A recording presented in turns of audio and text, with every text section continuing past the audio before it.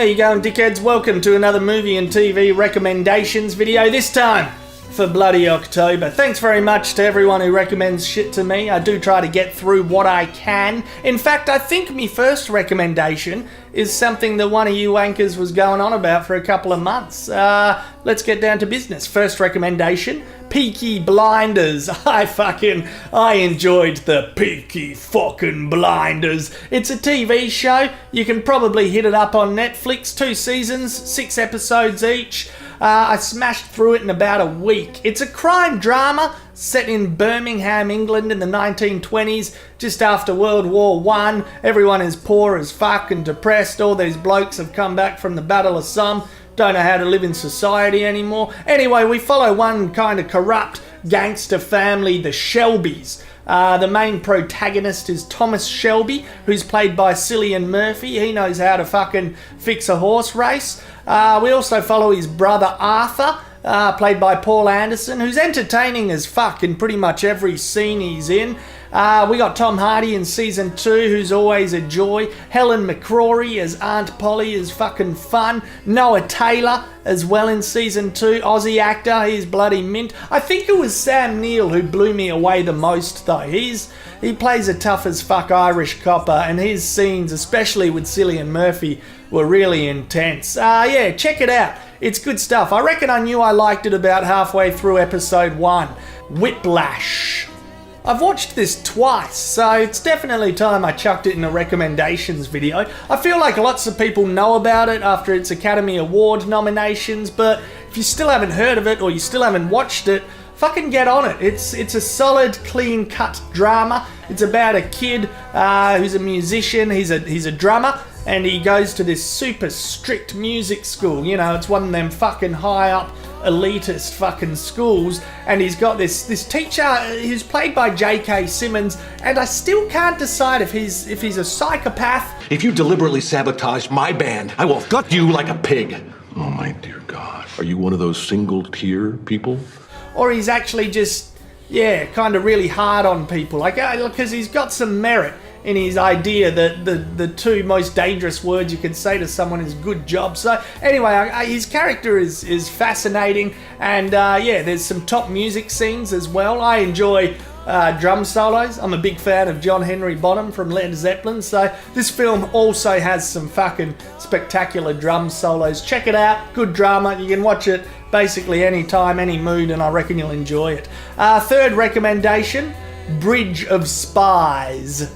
I've had a couple of trips to the cinema in recent times, and I've been let down by a couple of films there, but I was very fucking satisfied with this one. You really feel like you're in safe hands with a fucking Spielberg historical drama. Him and Tomo Hanks teaming up again. They've been in Saving Ryan's Privates, fucking The Terminal, Bridge of Spies.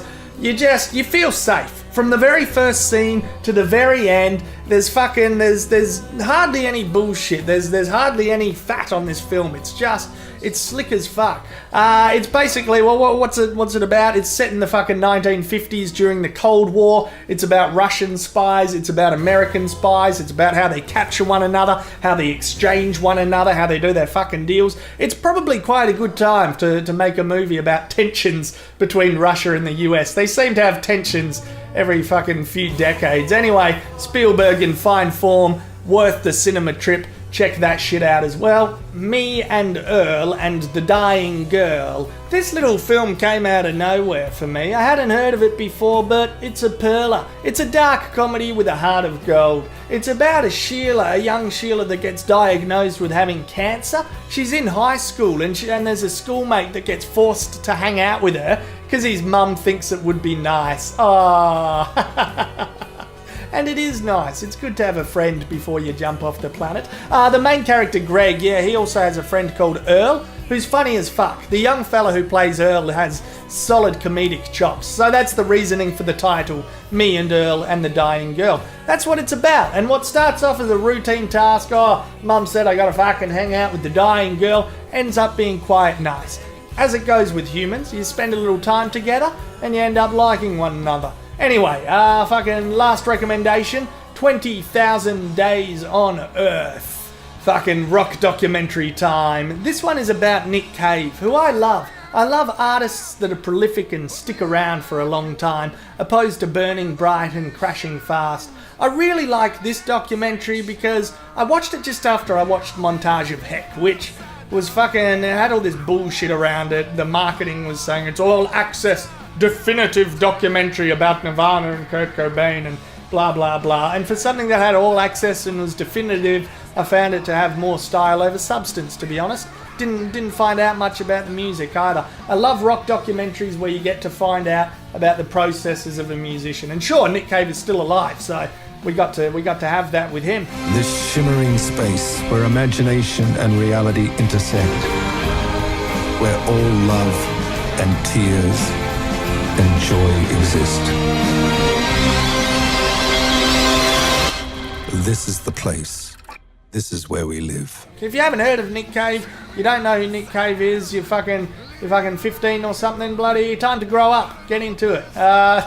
And yeah, top documentary. Anyway, that's it from me. Thanks very much again. Yeah, comment on some things that you like as well that you've been watching. Might check them out if I have the time. Also, I'm doing this fucking loot crate thing as well. These wankers in California are sending like these boxes of like geeky shit, which I fucking love. Little figurines and things like that. So I got my own URL. I'll put that in the bottom here. I might do some unboxing shit. I don't know, maybe. But yeah, the URL to sign up for Loot Crate. Have a look at it, and I'll put it below there. Or yeah, here maybe. Yeah, if you're on YouTube, if you're on Facebook, you're fucked. I'll put it in the comments. There you go. But go through to there. If you sign up through me using the code OzzyLoot, then you get 10% off your subscription, and they send you cool shit once a month. So that's it for that one there, and yeah, thanks again. See you guys.